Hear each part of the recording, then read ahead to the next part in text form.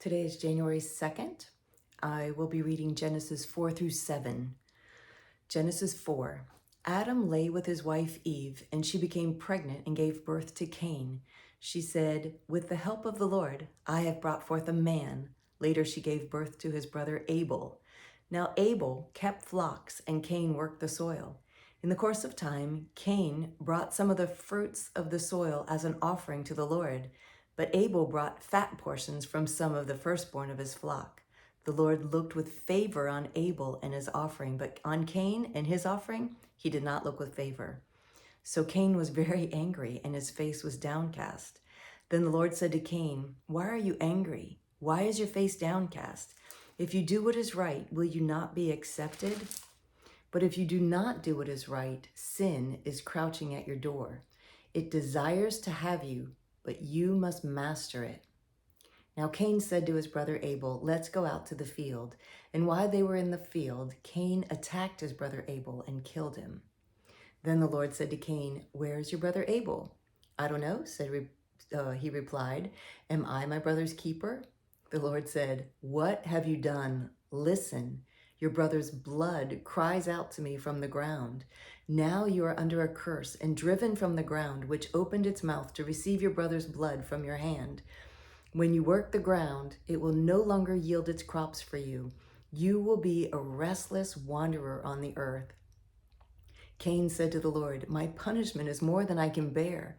Today you're driving me from the land, and I will be hidden from your presence. I will be a restless wanderer on the earth, and whoever finds me will kill me." But the Lord said to him, "Not so. If anyone kills Cain, he will suffer vengeance 7 times over." Then the Lord put a mark on Cain so that no one who found him would kill him. I wonder what that mark looked like. That's interesting. So Cain went out from the Lord's presence and lived in the land of Nod, east of Eden. Cain lay with his wife, and she became pregnant and gave birth to Enoch. Cain was then building a city, and he named it after his son Enoch. To Enoch was born Irad, and Irad was the father of Mehujael, and Mehujael was the father of Methuselah, and Methuselah was the father of Lamech. Lamech married 2 women, one named Adah, the other Zillah. Adah gave birth to Jabal. He was the father of those who live in tents and raise livestock. His brother's name was Jubal. He was the father of all who play the harp and flute. Zillah also had a son, Tubal-Cain, who forged all kinds of tools out of bronze and iron.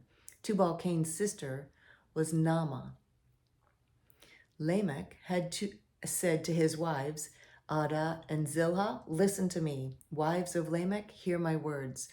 I have killed a man for wounding me, a young man for injuring me. If Cain is avenged 7 times, then Lamech 77 times. Adam lay with his wife again, and she gave birth to a son and named him Seth, saying, "God has granted me another child in place of Abel, since Cain killed him." Seth also had a son, and he named him Enosh. At that time, men began to call on the name of the Lord. This is the written account of Adam's line. When God created man, he made him in the likeness of God. He created them male and female and blessed them. Oh, I forgot to tell you, we're on Genesis 5. This is the written account of Adam's line. That started Genesis 5. When God created man, he made him in the likeness of God. He created them male and female and blessed them. And when they were created, he called them man. When Adam had lived 130 years, he had a son in his own likeness, in his own image, and he named him Seth. After Seth was born, Adam lived 800 years and had other sons and daughters. Altogether, Adam lived 930 years, and then he died. When Seth had lived 105 years, he became the father of Enosh. And after he became the father of Enosh, Seth lived 807 years and had other sons and daughters. Altogether, Seth lived 912 years, and then he died. When Enosh had lived 90 years, he became the father of Kenan. And after he became the father of Kenan, Enosh lived 815 years and had other sons and daughters. Altogether, Enosh lived 905 years, and then he died. When Kenan had lived 70 years, he became the father of Mahalalel. And after he became the father of Mahalalel, Kenan lived 840 years and had other sons and daughters. Altogether, Kenan lived 910 years, and then he died.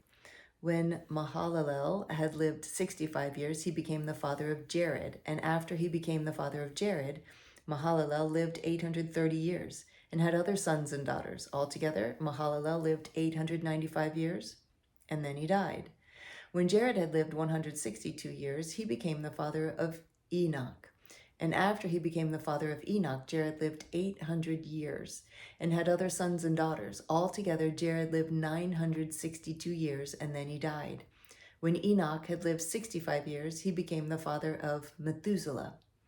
After he became the father of Methuselah, Enoch walked with God 300 years and had other sons and daughters.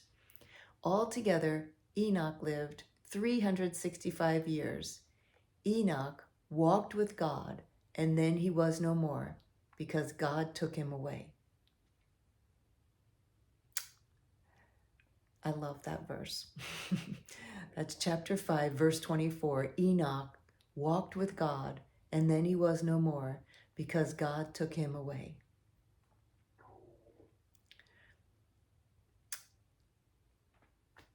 When Methuselah had lived 187 years, he became the father of Lamech. And after he became the father of Lamech, Methuselah lived 782 years and had other sons and daughters. Altogether, Methuselah lived 969 years, and then he died. When Lamech had lived 182 years, he had a son. He named him Noah and said, "He will comfort us in his labor and painful toil of our hands, caused by the ground the Lord had cursed." After Noah was born, Lamech lived 595 years and had other sons and daughters. Altogether, Lamech lived 777 years, and then he died.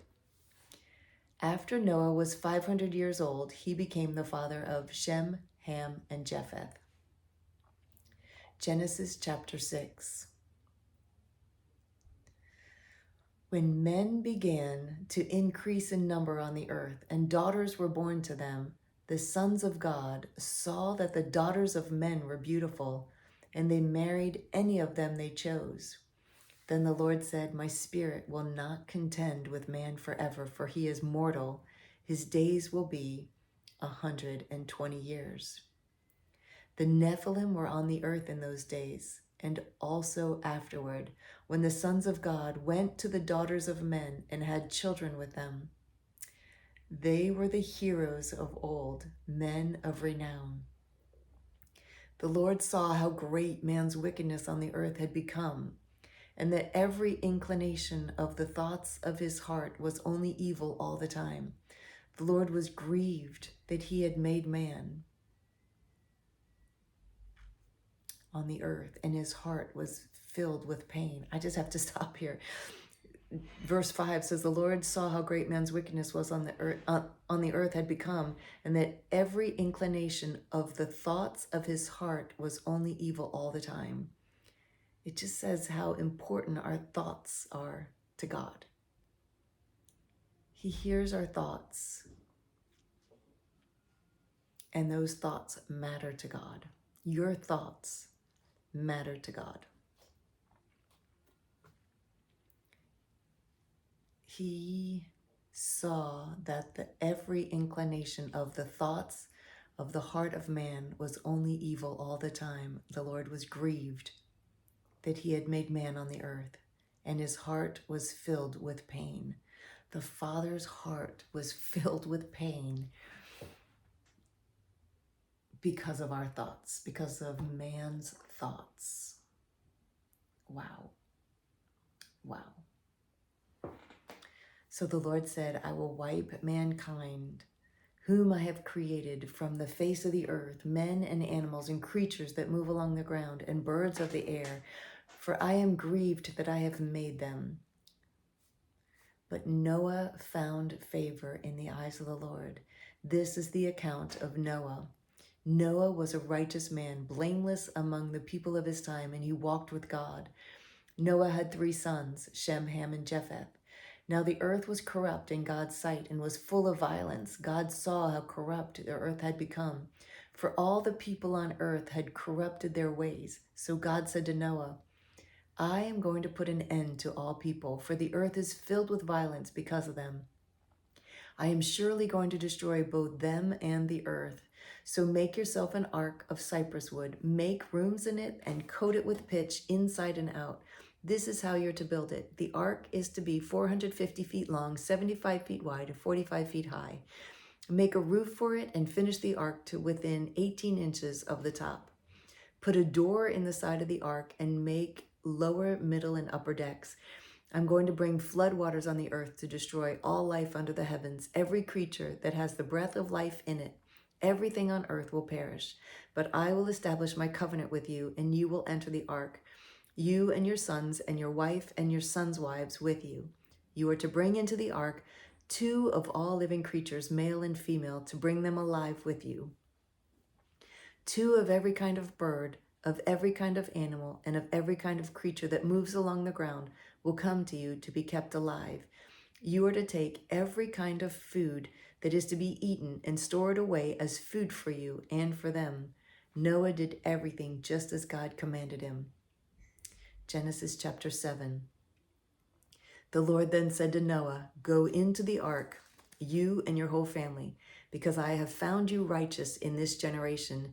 Take with you 7 of every kind of clean animal, a male and its mate, and 2 of every kind of unclean animal, a male and its mate, and also 7 of every kind of bird, male and female, to keep their various kinds alive throughout the earth. 7 days from now, I will send rain on the earth for 40 days and 40 nights, and I will wipe from the face of the earth every living creature I have made.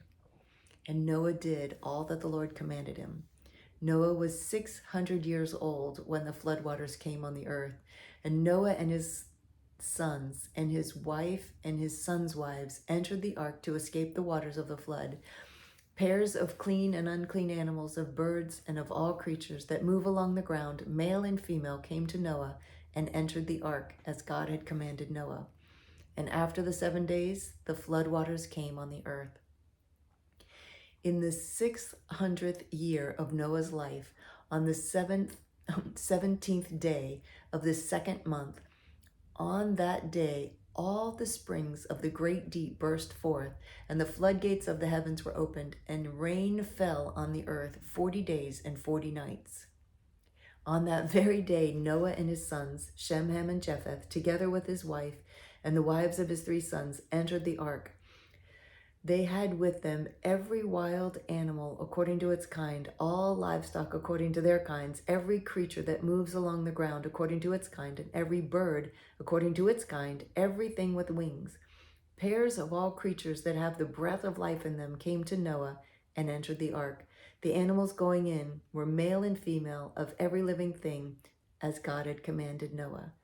Then the Lord shut him in. For 40 days, the flood kept coming on the earth, and as the waters increased, they lifted the ark high above the earth. The waters rose and increased greatly on the earth, and the ark floated on the surface of the water. They rose greatly on the earth, and all the high mountains under the entire heavens were covered. The waters rose and covered the mountains to a depth of more than 20 feet. Every living thing that moved on the earth perished. Birds, livestock, wild animals, all the creatures that swarm over the earth, and all mankind. Everything on dry land that had the breath of life in its nostrils died.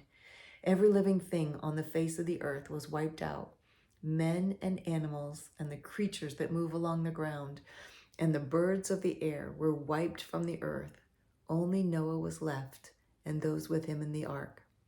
The waters flooded the earth for 150 days.